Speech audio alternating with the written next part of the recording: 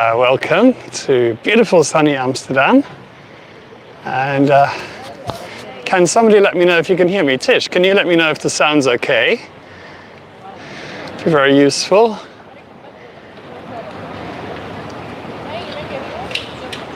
So I know I'm not talking into a void. I've changed the mic setup, that's why. So just anyway. Oh, so Catherine, you can hear me, yeah? You can. Yeah? Sound good? Fantastic. Okay, well, welcome everybody.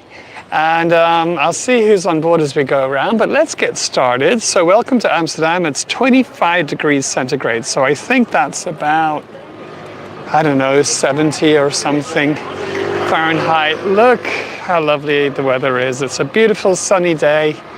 And, oh, great, good to know, Tariq, because, you know, with my wireless mic, I only realized, well, I mean, Donna told me a few times, but it took a bit of time for it to get through my thick head, that there was wind noise on the mic, and there shouldn't ever be. So then I went and actually listened to one of the recordings. I was horrified. And then I realized that the one cable wasn't working. So that's what the story was. Okay, so here we are, a beautiful day. Here is the Western Church, which has now got a scaffold over the tower for goodness knows how many years. That's a shame anyway.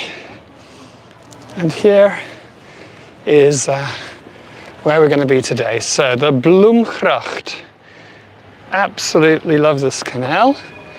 And just show you some nice views of it. Of course, it's always nice using these little I got a bee. I've got a bee trying to get to the flowers on my screen. Love this canal. And then what I really wanted to show you is this funny building here, which makes a kind of it looks like a cutout. It makes an optical illusion. This one here, look. I'm not sure if the sun's going to be too much in our face, but it's quite one of those famous kind of Instagram shots in Amsterdam, because oh, sorry, excuse me. So can I just go that way a bit? Thank you. Because it looks like that building is now just a cardboard cutout. And it's really kind of cool the way that works, actually. So this is going to be the last tour in the Jordaan district for a while. We're about halfway through the district, but I decided that next week I'm going somewhere else. I haven't quite decided where yet. But, you know, I'll get there. And this is the Bloemgracht. Now, bloem means flower in Dutch, and of course one of the explanations for the Jordaan district is that it's named after a garden, Jordaan, which is probably not true anyway. But, oh, you know, Tariq, a similar building in London, I remember being on that, oh gosh, is it Cambridge Circus, where Les Mis was originally? And there's a building there that looks like it's a cutout as well. I think it's there. But anyway, the Jordaan district, so that is heading towards the edge of the city, and there was actually a city wall around the Jordaan.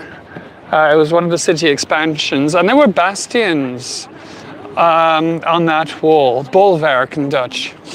And the bastion at the end of this canal was called De Bloem, and there was a little windmill on there. So that's why this is called the Bloemgracht. It's named after the bastion. And there's still a reference to that on the Marnixstraat. I had some pictures to show you on a tablet, but I decided there was just way too much sun around today and there's going to be too much reflection on the screen. So you'll just have to take my word for it.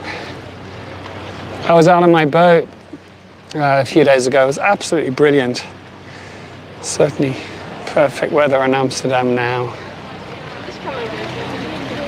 Chugging along the Bloemgracht. Okay, so detailed Amsterdam. Let's have a look at some details over here. The first building we get to is number 8, which is this one here. And up at the top is, oopsie, that was a quick zoom, an ox. Okay. Yeah, there's an ox on the top of that bell gable. I have no explanation for why, I'm afraid. I wish I did. But this is the house where, I mean, many people have always lived. I'm trying to zoom out again. There we go. And there was a Dutch poet, Simon Winkenoog, who lived here on the second floor, actually, which is probably that floor there, in the 1950s. And I was reading something about him today, and I came across a really lovely quote, which is this. I'll just read it to you. Our possibilities are still unlimited, although we must defend ourselves against extreme left and extreme right, and yet avoid the dangerous middle. Yeah, Simon Winkenoog, Natalie. I love that. Anyway, he is the person who actually organized the first of the 1960s happenings in Amsterdam. Now, the happenings really grabbed me as a teenager. I was so curious about them. I just wanted to grow up and be a hippie. I'd watch documentaries about hippies when I was in South Africa, and I always heard about the happenings of Amsterdam. That was really the beginning of the Provo movement. And as for this building next to it here, I think it actually works quite well, don't you think? I mean, it's quite sympathetic. I really love that circular window up at the top. And this was built in 1999 on the site of an old electric transformer station, which was here and just like one floor high. And I'd love to live there. 3 apartments. So let's explore the beautiful Bloemgracht. I love the sun. How's about that? Looks great on my screen. I hope it looks good on your screen. So a bit of new build here, and Mr. Lively, the Jordaan is just perfect today. Perfect. And there's lots of interesting gable stones in this street. Check this one out. This used to be on a building around the corner. It's Noah's Ark. And there is a dove with an olive branch. Pretty, yeah? Okay, now what I'm trying to do is trying to zoom out again. Oh, there we go. You got to kind of pinch the screen like that, and then it just doesn't work for ages. And the reason why I'm making such a big thing of it is because I had some people on a tour, in-person tour, and one of those people's husband is really high up on YouTube. So I said what I'd do is I'd send a link, and because she said, like, send it over and I'll get somebody to have a look at it. So I'll send them a little time thing on that link, and you can see exactly how that zooming out is not working. Okay, where are we up to now? Looking for number 20, which is coming up. It's a very interesting house, number 20. Somebody going inside. Let me just point the camera up rather than. So, oops, okay. Now this house here, I mean, there's pediments, there's pilasters. It's very classical. If you look it up, it says it's neo-Renaissance more than classical, and to me that would be probably because of these bacon stripes, as I like to call them, in Amsterdam. And it's because that was really one of the signifiers of the Renaissance period here in architecture.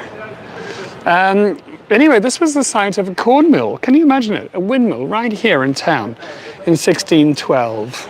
And that's just 2 years before they actually started building this area. And this house was built in 1877, and it was run as a business where oats were crushed to make groats. I had to look up what groats were. Okay. Groats are kind of crushed oats that you can eat in porridge. So, yeah, I mean, obviously it's very, very far from a business now, but this has turned into such a beautiful area, it really has. But it's been a nice residential area for actually a very long time. Number 24 over here. Just if I can do a quick pan up. There's actually a little plaque over here with some information on it, which I took a photo a week ago, and I had a look and read all about it. It looks like the plaque is halfway through being polished. because it's got like brasso on it, but it hasn't been buffed up. But anyway, the significance of this building here, and it's really pretty amazing actually. In 1903, let me just do a quick pan around. You can see how beautiful things are as we're talking. In 1903, there was a couple, and they were ex-Salvation Army soldiers, and they opened a homeless shelter for women. And now, in this building that I just showed you, they also had homeless shelters for men. They didn't mix the two, though. So the one for men was near the Haarlemmerstraat, where we've been before. And this building was used for that right up until 1945. And they founded a foundation called HVO, or HVO, as we say here. And the foundation continues, and it's now known as HVO Cuerdo, and it's the city's largest provider of help for the homeless and the vulnerable in society. I actually have friends who work for it, and I had no idea, this is why I love doing these tours, I had no idea that that is where the HVO of HVO Cuerdo came from. It's pretty amazing, and it's just wonderful, you know, the effect that individuals have sometimes had in this place, in this city. Okay, number 34. Oh, good. There were some people sitting out here side early, and I thought, oh, this was going to be awkward, me pointing a camera at them. But they've gone inside. So, pretty little house here. Very, very pretty little house. Hey, Ruth. Hi. Okay. And let's zoom in on the gable stone here. Oopsie. Okay. So what we have here is a trout. Okay. Trust me, it's a trout. You know, maybe I'll try and zoom out and then I'll go and show you a clearer image of it like that. Okay, so it's a trout with music, some notes of music, like written music lines above. And these are the first bars of Schubert's Trout Quintet. How's about that? And the pianist lived here, Jan Hoekriede, and he lived here until 2002. And he was the founder of the Amsterdam Philharmonic Orchestra and the co-founder of the Uitkrant, which is a magazine that's still going nowadays. You can pick it up for free, and that tells you where to go and what's on. And yeah, just as an afterthought, yeah, we have a unicorn. Okay, unicorn. This unicorn is kind of funny because it's not exactly old. It's just from a film. Like there was a film. This was a film set in 2001, and the unicorn was featured on it. Okay.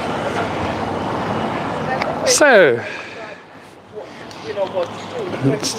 and I have no idea what or why there is this gold thing up here. I really just have no idea. I've tried to find out. So somebody's got this gold kind of sculpture-y thing on the side of their building, and the internet doesn't know, and none of my books know either. So there we go.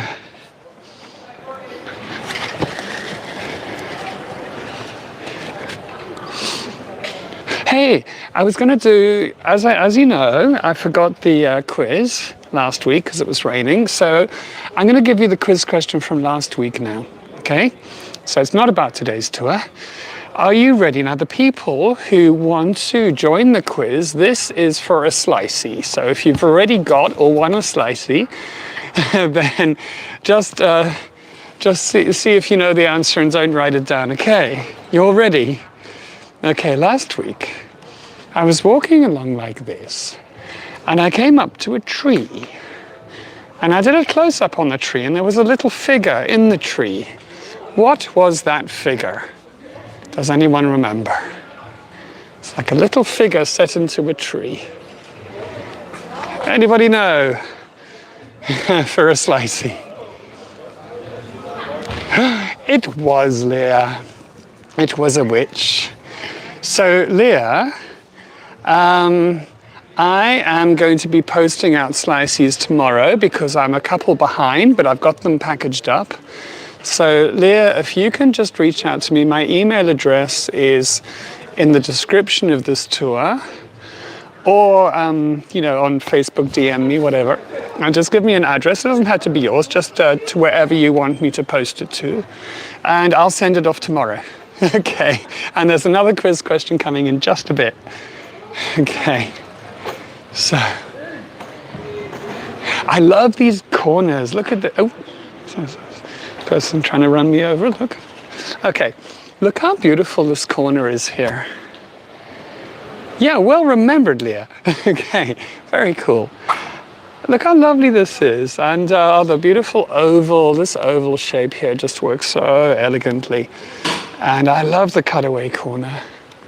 And check out on the wall here, it says, 3 generations of the, I never know how to say it, B-L-A-E-U, Blau, I'll just say, Blue in Dutch, family lived here from 1637 to 1696. Now this family, they were the, how would you say, the most important cartographers of the 16 and 1700s. They actually made globes, but then also maps. And they're huge, big sort of opus magnus, really. Oh, I love that view. It was the Atlas Major, or Major, I don't know, depending how you say it in different languages, which came as this huge, it actually came in its own cabinet with these great big books. And check out just opposite here. So here's a mirror image of the beautiful cutaway corner I just showed you. But they've done the same with this this modern building here, which is pretty cool. And the two look nice together. I'll show you both of them.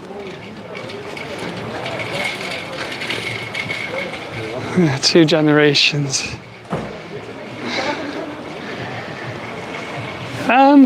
Right, so now with the maps by that family, the Bleu family, they actually featured in numerous paintings by Vermeer. And he had them as wall decorations on some of his paintings. And he painted them so incredibly accurately, which was his way, so you can actually tell exactly which edition of the map it was that he actually had at home. Quite amazing. Okay, so, here comes another interesting thing. So here's a church, and it's of the kind of church that always looked like, a bit like, ooh, I can show you something opposite. They look a bit like kind of space rockets to me. It looks like it wants to take off. It always reminds me a little bit of how I used to make paper airplanes when I was at school as a kid. Anyway, this is the church of the Restored Apostolic Mission Tribe of Judah. So there you go. Quite a mouthful. It was built in 1880, and it's in William II, that's the Dutch King William II, Gothic. So neo-Gothic. And actually it used to have a little pointy thing there, but in 2019 that was removed because it was too unstable. And they're hopefully going to bring it back at some point. Now, I kind of want to suggest to everyone that you stay in the Jordaan district. This is on too wide. Let me try and make it a bit less wide. That you stay in the Jordaan district. That's too wide. Oh gosh. And there's so few hotels here. But I found this one in my travels. And then when I Googled it, it looks absolutely brilliant. It started in the 1960s as somebody who actually advertised with the local travel agencies their place for couch surfing. This is before there was even the concept of couch surfing. And now it's turned into a very sweet boutique hotel. Still struggling with this zoom. Hang on. There we go. Okay. That's probably too wide. But anyway, it looks like a really lovely place to stay. And I think this would just be a brilliant place to stay. in Amsterdam. It's just so much calmer, you know, and more serene than staying in the center. Oh, now this is what I wanted to show you opposite, because it's going to be quite difficult when we're below the building. Again, I've not managed to, oh look, the airplane, find any explanation for why. But there are two buildings with neck gables. And on either side of the neck gable is a whale. How cool is that? I love the whales. I mean, who doesn't like whales?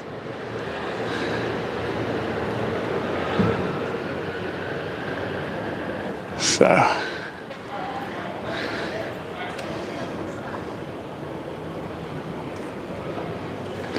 now, okay, just enjoy the scenery.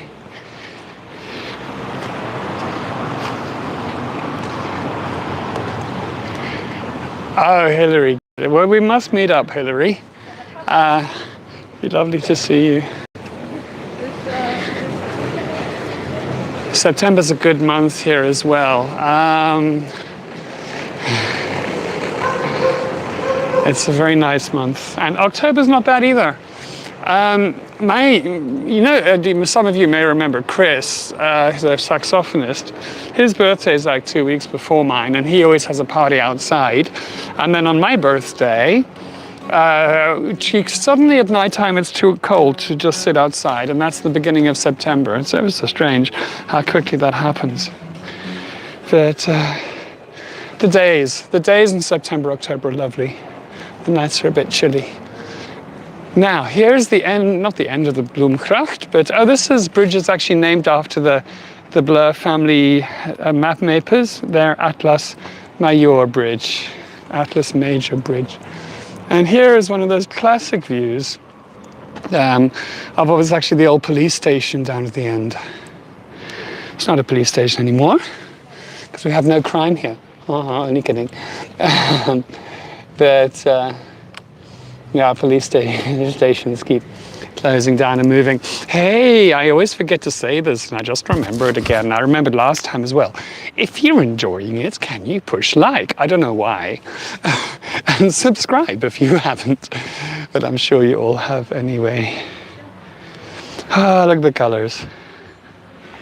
Very pretty. So now we've got the sun behind us. Okay.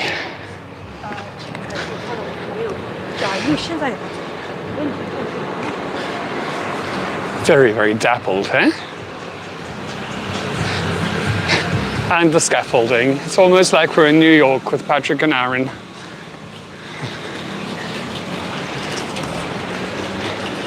So, this angle is so wide on the phone now, I think I can get this whole building in. So here we go. Now this building, as I'm sure you all know, is Dutch Renaissance. And that's because it's got the stepped gables. It's from normally the first 20 years of the 1600s. So actually it's slightly late, 1642, but it's still in that style. And the arch is like this and a very strong horizontal course.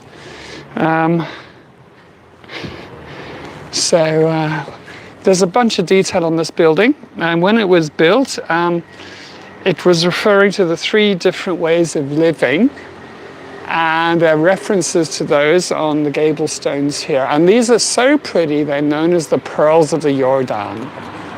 Okay, so here, let's see if I can get right in front of it so I can zoom in well.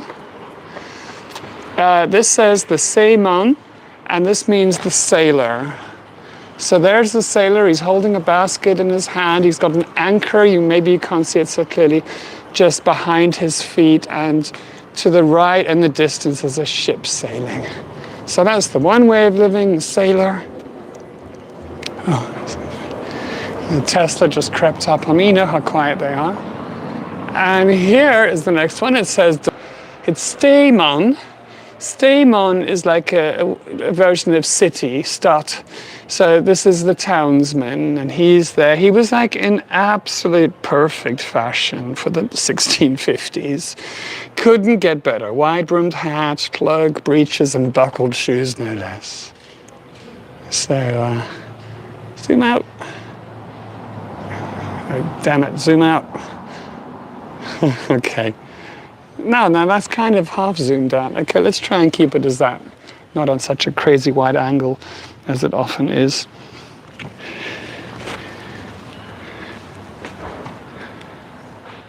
No, it needs to go out more.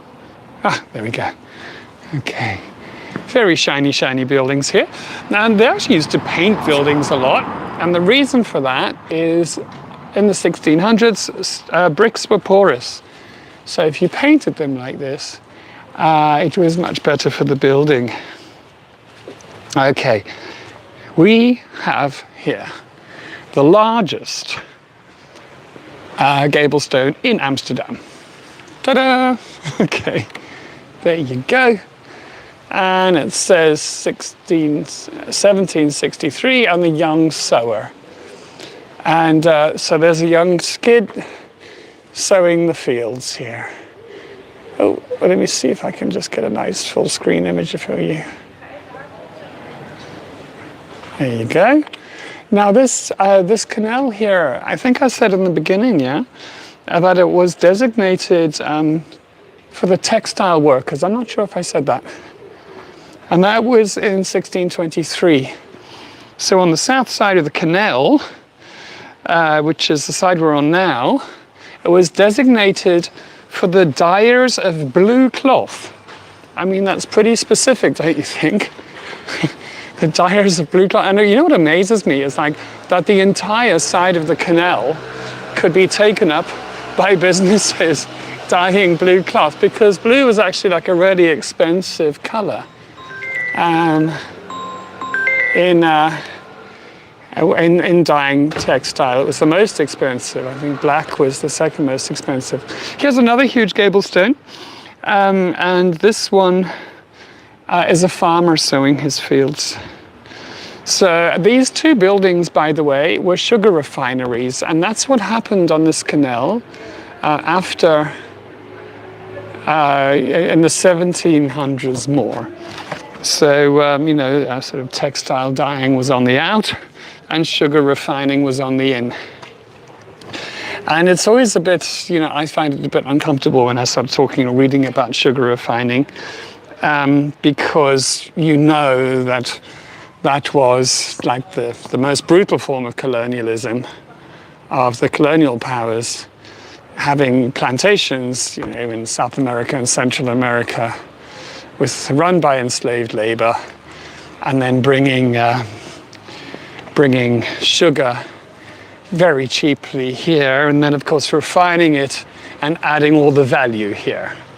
You know, so that's how it worked. That's how the European countries got so rich from their overseas crimes. But anyway, this was where the sugar was refined. Now this has been completely doing my head in, this building. Okay, I'll tell you why. I haven't been taken it much further, but last year I went on a bit of a classical architecture rabbit hole. And I actually need to rewatch all those videos again and refresh my memory. But if you look here, here's the entrance, yeah? With some pilasters, they called, on each side, like sort of pillars that are part of the wall. And then there's a flat pediment above. But it's these things here which are annoying me so much, because they don't make any sense. Okay, it's quite common to have things like this either side, of course, they enclose the space nicely. Modillions, I think they're called, and there's another word, I forget what it is, when they're either side of a door. But it's this shape which is just completely bizarre, because there are three lines here, and that would be a typical triglyph, and then there are these things underneath called guttae. But it's in the wrong place, because triglyphs and guttae are from ancient Greek architecture, and what they would normally be is in the frieze. And the reason that there are three of them is these were actually based on when they still used to use wood, and the wooden beams would be sticking out, so the ceiling or the floor beams, and then these would be the pegs bashed in to stop them moving around. But you wouldn't ever have beams like that either side of the front door. So anyway, it's just doing my head, and I don't understand it at all. Okay, and couldn't have one. So yeah, I'm not too sure about that detail on the house at all. Let me just slowly swing you around.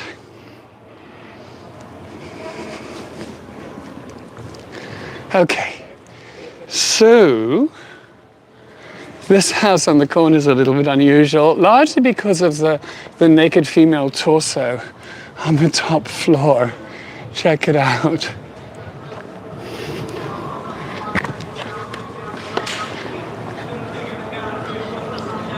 Okay, now this is the residence and the studio of an architect and sculptor called Henk Spreeuwenberg.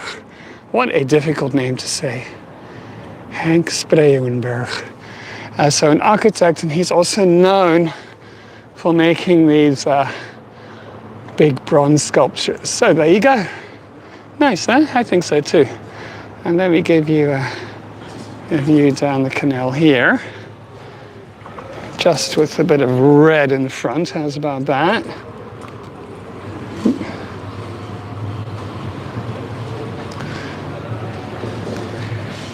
In the wintertime, you get a really nice view here, because then you can still see that building. Oh, there you go. It's just coming into view now with the lovely tower behind. Okay, and let's pop over this side.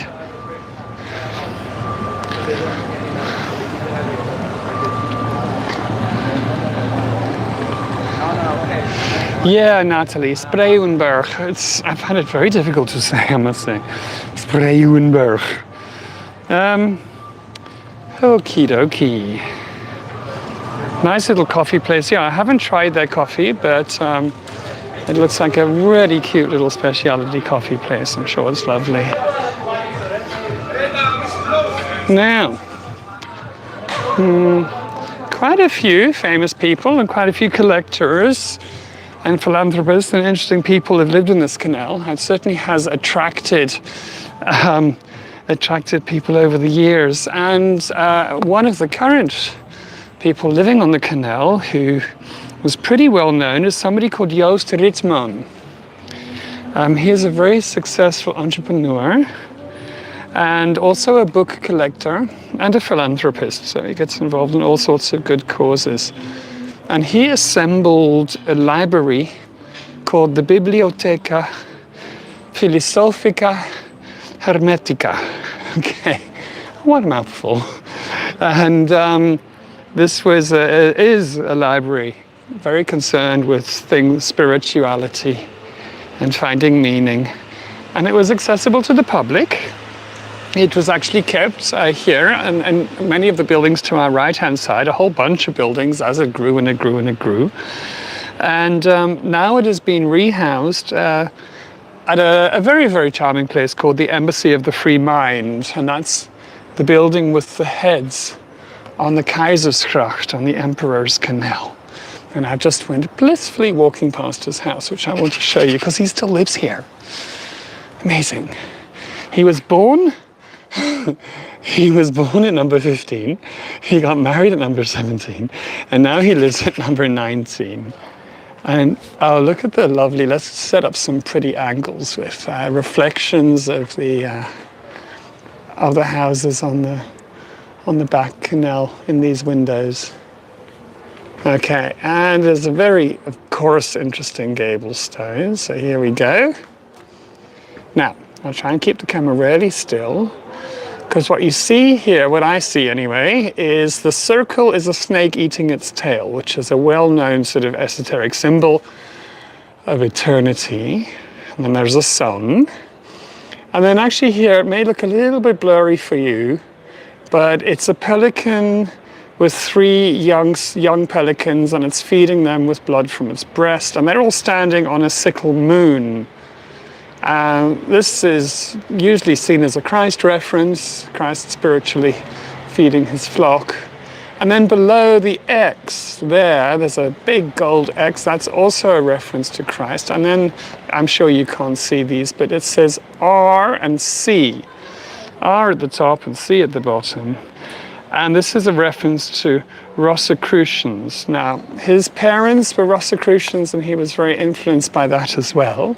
And then on the left and the right of that X are two other letters, and that's Alpha and Omega. And that is meant to show the omnipotence of God. And how's that for a pretty reflection? There we go.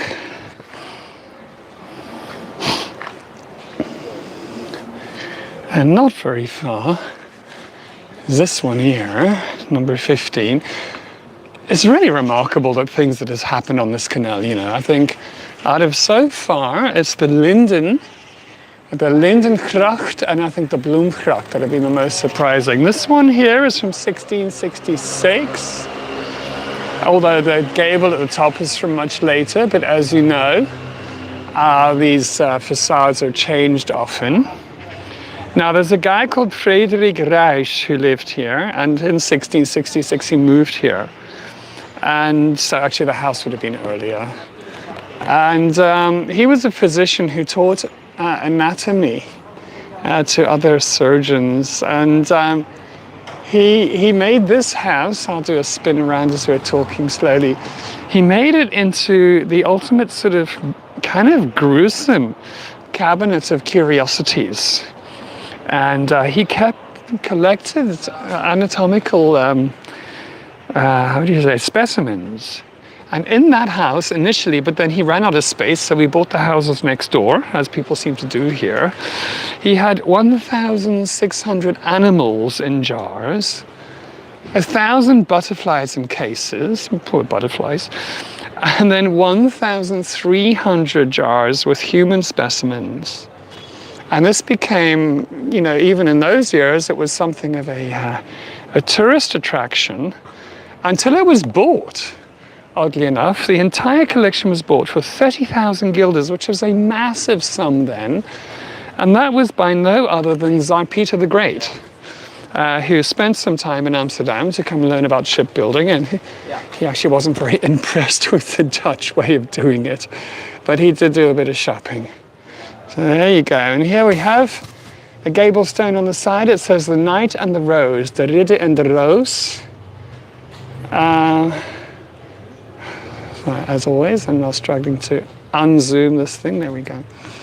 And that looks like it's been there forever, but it hasn't. It was actually put there by Joost Ritman, who owns the place next door. Actually, he owns quite a lot of the places here. And what he does, by the way, on New Year's Eves, every year, I think, I don't know if it's still going, but it has been going until very recently, for sure. He has a huge professional firework display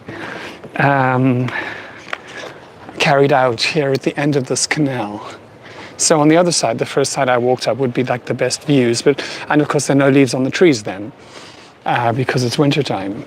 So he has this massive firework display here, and why fireworks? Well, because you see the light, and he's interested in spirituality, and there's a metaphor there for seeing the light of the reason for being and all that kind of stuff. So this is one of the best places to watch fireworks in the city on New Year's Eve. Please don't tell too many people.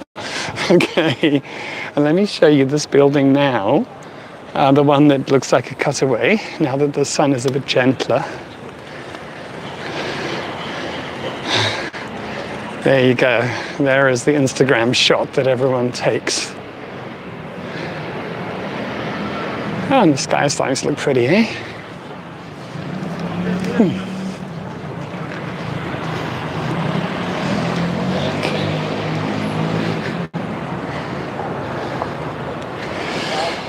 Oh, great. Well, I'd like to thank you all for joining. Hey, there's still a quiz question coming. Also, I'm not sure if Dawn's watching. I know Dawn is having problems with the chat, so it's often there but can't be seen. So if you are watching, thanks for joining, and then thank you so much for all the coffees. I got a real caffeine rush last week, and So thanks to Jordaan and thanks to everybody who has donated as well. So there's me and the canal. Now the quiz question. Okay. Now, are you ready? Okay, for the quiz question. You ready, Catherine? Okay. Now, I'm going to make it quite easy. This canal used to be used. It was designated for dyeing cloth. On the south side, what color was the cloth that they dyed? What color was the cloth that was dyed on the south side of the canal? Blue! Absolutely. So Sandy, if you could get me an address this evening or today, before tomorrow anyway, I can post off a slicey to you. That would be a great pleasure. And yeah, thanks for joining. I am going to head home and make some Thai salads and have some nice cold beer. But it's so pretty here. I'll do a quick, no, I'll do a slow. We never do quick spin rounds. Wester Church over there. And next week will be somewhere different. I'm not sure where. I haven't quite decided yet. Normally I always carry on where I stopped, but I'm gonna go into a wormhole and pop up somewhere else, I think. And then tackle a different part of town. It's a pleasure, Jackie. Thank you, everybody, so much for joining. And you have a lovely week.